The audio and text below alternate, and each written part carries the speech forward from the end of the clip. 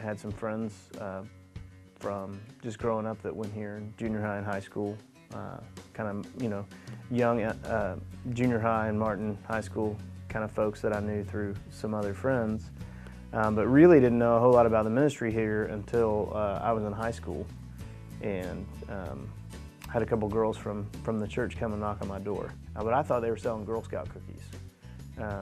So to be quite honest with you, I thought that when my folks not home, it was a perfect opportunity for me to order a bunch of Girl Scout cookies and let my folks pay for them later. But that was not the case, and they simply asked if I died, if I knew where I'd be going. And so I gave them some kind of theological mumbo-jumbo about God being good, but God being just, but that, I couldn't really know. I mean, when I answered that, they said, well, you can know.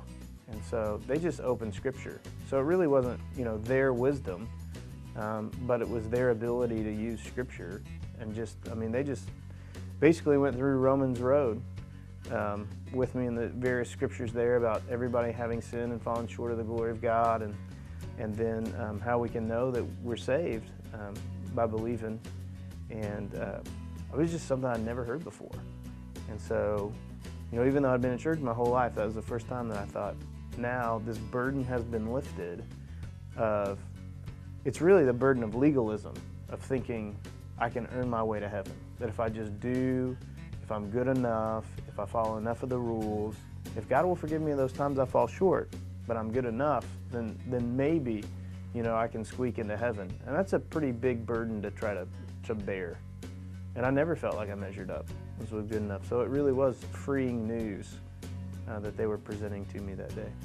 But I prepared in college and undergrad for going to seminary, and went to seminary, and now I've been pastoring in the United Methodist Church now for over 10 years. As believers, we're all called to be those who go out and carry out the Great Commission.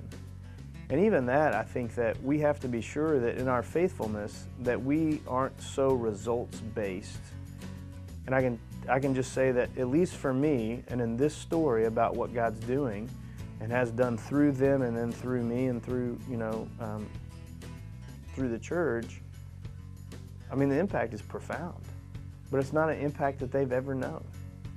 And all of us, whether we're pastors or, all lay people, we can have a profound impact for the sake of the gospel that we probably don't know this side of heaven.